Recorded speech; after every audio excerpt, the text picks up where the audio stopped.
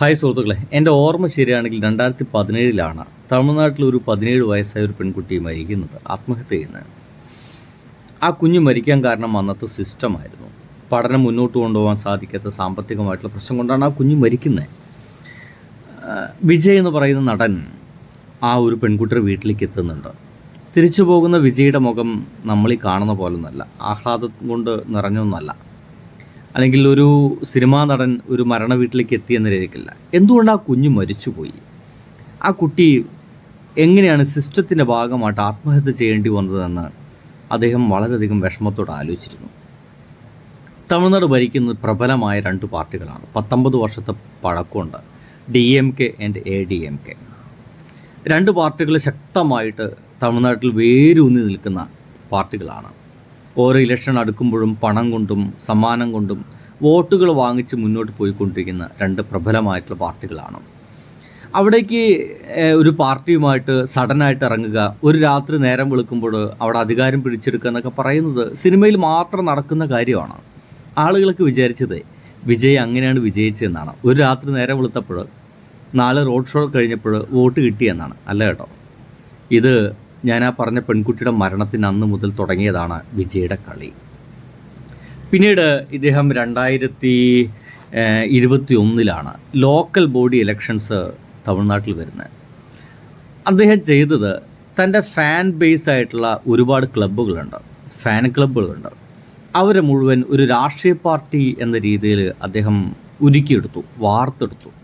കൃത്യമായിട്ട് ഡിസിപ്ലിൻഡായിട്ട് അവരോട് വർക്ക് ചെയ്യാൻ പറഞ്ഞു. അന്ന് 169 സീറ്റിലേക്കാണ് തൻ്റെ ഫാൻ ക്ലബ്ബിലെ ആളുകളെ ഇദ്ദേഹം നിർത്തിയത്.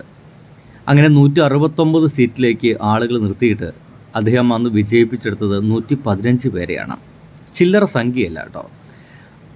അന്നൊന്നും ആളുകൾ അതിനെ ഒരു സംഭവമായിട്ട് കരുതിയിരുന്നില്ല. പക്ഷേ വിജയ്ക്ക് നല്ല ഉറപ്പായിരുന്നു. 169 സീറ്റിലേക്ക് ഇറക്കിയിട്ട് 115 പേരെ തനിക്ക് വിജയിപ്പിച്ചെടുക്കാൻ കഴിഞ്ഞെങ്കിൽ, തൻ്റെ പേരിൽ വിജയിപ്പിച്ചെടുക്കാൻ കഴിഞ്ഞെങ്കിൽ ഈ തമിഴ്നാട് തൻ്റെ കയ്യിലേക്ക് എത്തുക വളരെ എളുപ്പമുള്ള കാര്യമാണെന്ന് വിജയ്ക്ക് അന്നേ ഉറപ്പിച്ചു വെച്ച പോലെയായിരുന്നു കാര്യങ്ങൾ.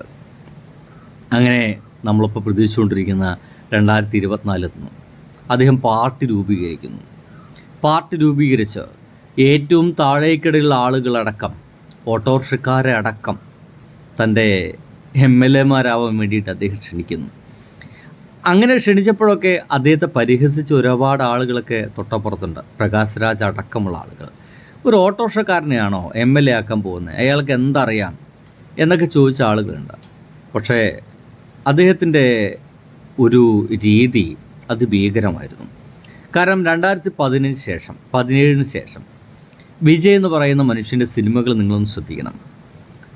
ഞാനടക്കമുള്ള ആളുകളൊക്കെ ഞാൻ കളിപ്പിച്ചിട്ടുണ്ട് വിജയെ.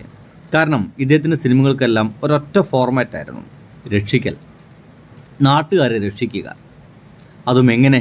ഒരു ഗ്രാമത്തെ രക്ഷിക്കുക, നാടിനെ രക്ഷിക്കുക, നാട്ടുകാരെ രക്ഷിക്കുക, ആളുകളെ രക്ഷിക്കുക, അമ്മമാരെ രക്ഷിക്കുക, സ്ത്രീകളെ രക്ഷിക്കുക, പെങ്ങന്മാരെ രക്ഷിക്കുക. ഒരു അപാരമായിട്ടുള്ളൊരു കളിയായിരുന്നു.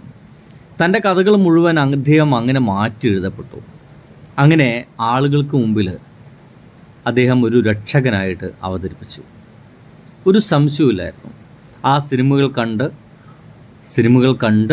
അദ്ദേഹത്തെ പെട്ടുപോയ ആളുകൾ ആ സിനിമയിലെ അതേ സ്വഭാവമുള്ള ഒരാളാണ് ഞങ്ങളുടെ മുമ്പിൽ നിൽക്കുന്ന ഈ മനുഷ്യനെന്ന് ധരിച്ചുപോയി. തെറ്റിദ്ധരിച്ചതാണോ അല്ലേ എന്നൊക്കെ കാലം നിശ്ചയിക്കട്ടെ.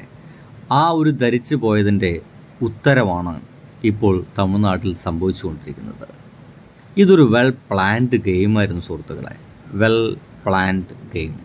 2017 മുതൽ തുടങ്ങിയ ഒരു വെൽ പ്ലാൻഡ് ഗെയിം. ഒരു രാത്രി അങ്ങോട്ട് ഇരുട്ടി വെളുത്തപ്പോൾ വിജയ് മുഖ്യമന്ത്രി ആയതല്ല. അപ്പോൾ ബായ്.